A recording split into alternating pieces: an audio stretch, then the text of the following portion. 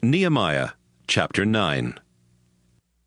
On the 24th day of the 7th month, the people of Israel went without eating, and they dressed in sackcloth and threw dirt on their heads to show their sorrow.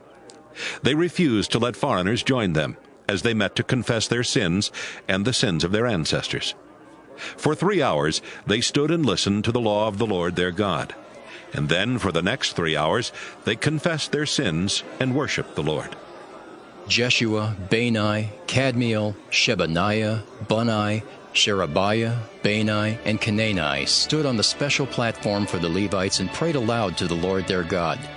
Then the Levites Jeshua, Kadmiel, Bani, Hashabniah, Sherebiah, Hodiah, Shebaniah, and Pethahiah said, "Stand and shout praises to your Lord, the eternal God. Praise his wonderful name, though he is greater than words can express.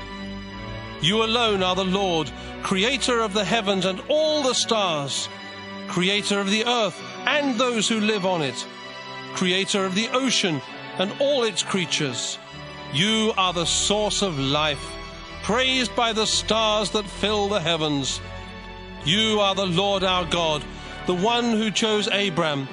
You brought him from Ur in Babylonia and named him Abraham.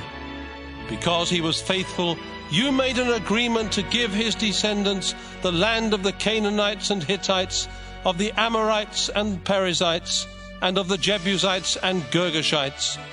Now you have kept your promise, just as you always do." When our ancestors were in Egypt, you saw their suffering. When they were at the Red Sea, you heard their cry for help. You knew that the king of Egypt and his officials and his nation had mistreated your people. So you worked fearsome miracles against the Egyptians and earned a reputation that still remains. You divided the deep sea, and your people walked through on dry land. But you tossed their enemies in, and they sank down like a heavy stone. Each day you led your people with a thick cloud, and at night you showed the way with a flaming fire. At Sinai you came down from heaven, and you gave your people good laws and teachings that are fair and honest. You commanded them to respect your holy Sabbath, and you instructed your servant Moses to teach them your laws. When they were hungry, you sent bread from heaven, and when they were thirsty, you let water flow from a rock.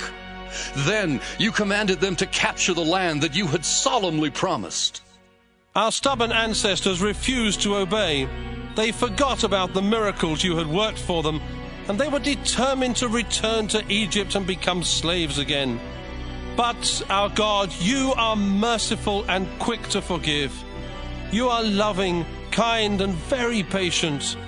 So you never turned away from them, not even when they made an idol shaped like a calf and insulted you by claiming, "This is the God who rescued us from Egypt."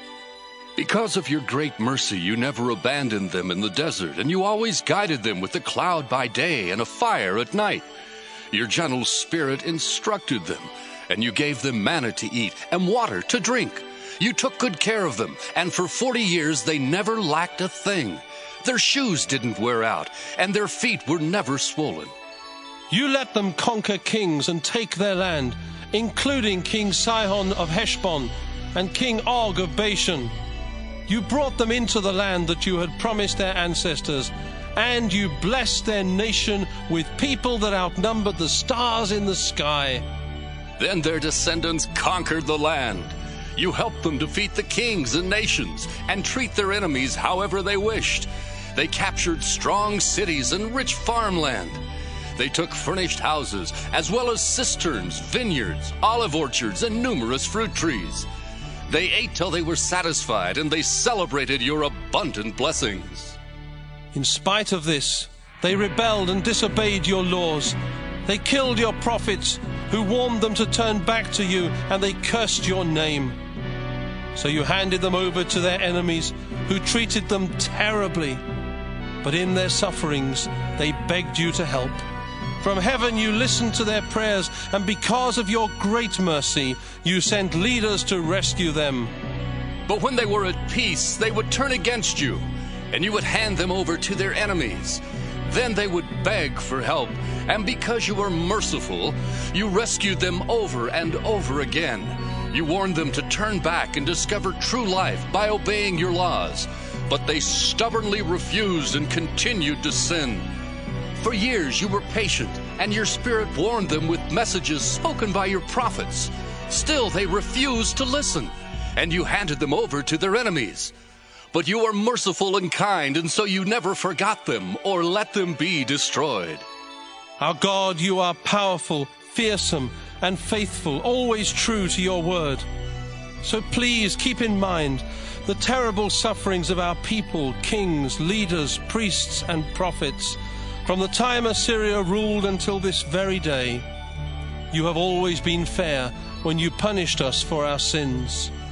Our kings, leaders, and priests have never obeyed your commands or heeded your warnings. You blessed them with a kingdom and with an abundance of rich, fertile land, but they refused to worship you or turn from their evil. Now we are slaves in this fruitful land you gave to our ancestors. Its plentiful harvest is taken by kings you placed over us because of our sins.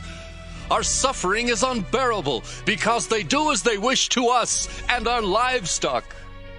And so a firm agreement was made that had the official approval of the leaders, the Levites, and priests.